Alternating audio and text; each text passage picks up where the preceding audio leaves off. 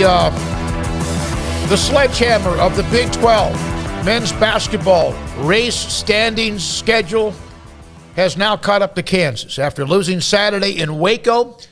Yesterday, last night in Fort Worth, TCU, who's really playing pretty well.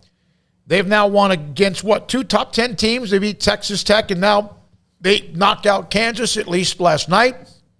Both teams play again tomorrow in Lawrence. And Baylor, who about 2 weeks ago looked like they were sliding away from any chance of winning the Big 12 championship as far as the regular season, they now have a lead. Texas Tech still now has a chance because of Kansas's loss. And so many different scenarios. Paul Catalina to my left, Craig Smoke to my right, David Smoke with all three, Jack McKenzie, Emery Winter, and Armstrong Sims in the studio. We're going to hear from Daryl Johnston. We had him on recently on the USFL. He is the Executive Vice President of Football Operations, but he also played for George DeLeon at Syracuse, as did Blake Blackmar, who will join us here in about 30 minutes.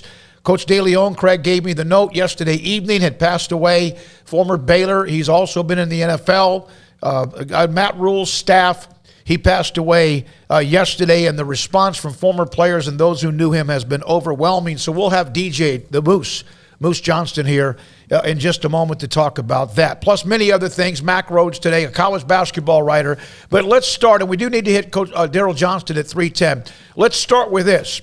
Baylor now in control of their own destiny when it comes to the Big 12 championship as far as getting a share. They win Saturday against Iowa State in the evening.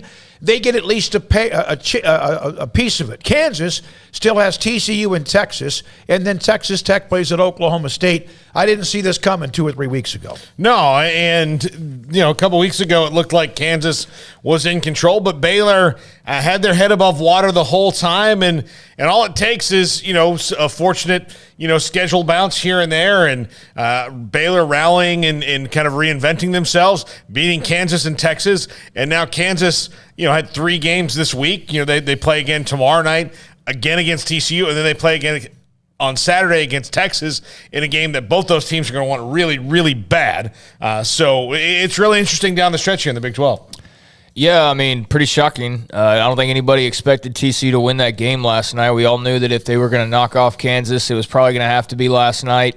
Being in Fort Worth, having that home crowd behind you, and I wasn't expecting it by any means. I mean, you can point to, TCU's the best rebounding team. Okay, that's great. I still don't expect them to beat Kansas. They could be the top of everything. I'm still not expecting them to beat Kansas last night, especially with Kansas knowing what's on the line and that they don't have any room for error, and yet here we are, and TCU looked good and did their thing and played hot in front of a hot crowd. The home crowd obviously loved seeing a rare win like that, and so that was good for that program. And just a bad turn of events for Kansas. I mean, the championship, they're basically extending their arms and just saying, hey, you're only a couple feet away from grabbing this thing. Just win a couple more games and it's all yours. And, that wasn't to be the case, or at least it doesn't appear to be the case exactly right now. It could still be when all is said and done. Baylor goes out and lays an egg, which I'm not expecting, but if they were to, then Kansas would still be able to win it outright. But what a blessing for Baylor basketball. And the loss not only gave Baylor control of their own destiny, but also gave Texas Tech that outside opportunity based on what may happen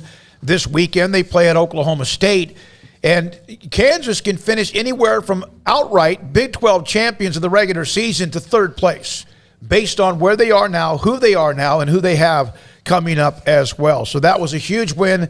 Jamie Dixon and company with wins against both Texas Tech and now Kansas in Fort Worth, and really playing well as they end the regular season here by the end of the weekend. Jerry Palm, Joe Lunardi, they have, of course, put out their bracketology. We mentioned Joe Lunardi yesterday. Baylor was a number 1 seed. Arizona, they won big last night. Also, Kansas was a number 1 seed.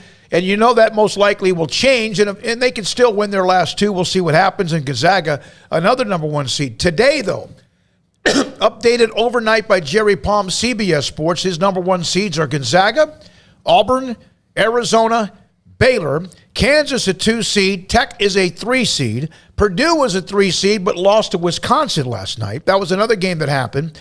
Texas a 5 seed, TCU now a 7 seed, and 6 seeds include Iowa State, who plays in Waco, who will play in Waco Saturday, and Houston at a 6 seed as well. So they get a lot of way to go. A lot of things happen. But bottom line, I did not.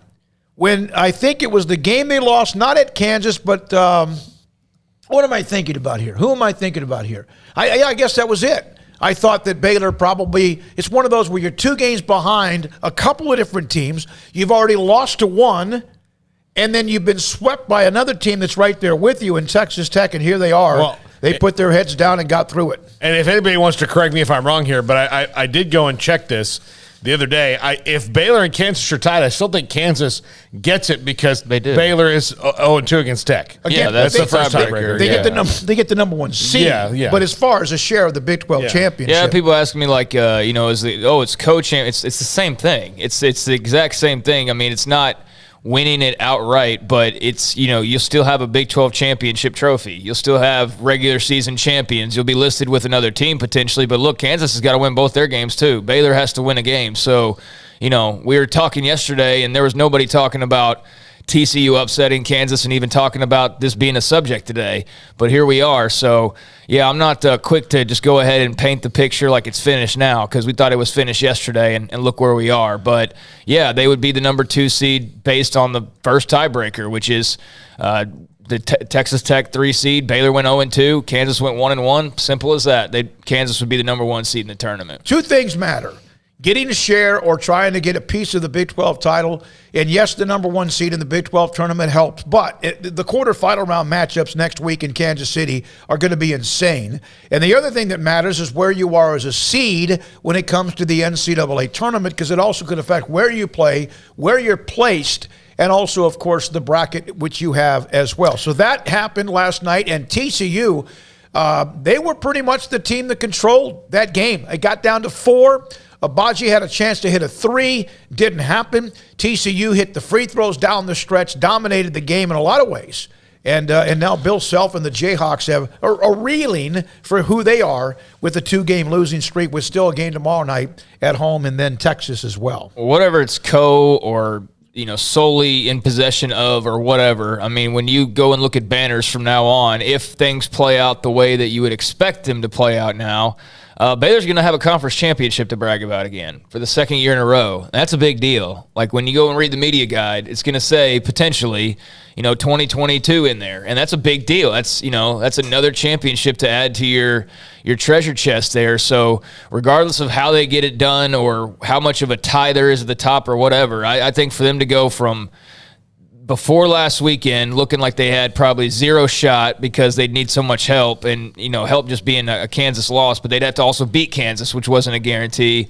So to see them fall twice and open up that door is pretty surprising. But, yeah, last night watching the score there at the end and started seeing a bunch of people chirping about, oh, my gosh, Kansas is down this much with 2 minutes left and down this much with 90 seconds left. And, went from it's like somebody said that and it went from 12 to 4 in 10 seconds. And I was like, oh, what, great. Here comes Kansas to, pull another one out. But no, that wasn't to be the case. And again, congrats to Jamie Dixon and TCU. That's a great story for them.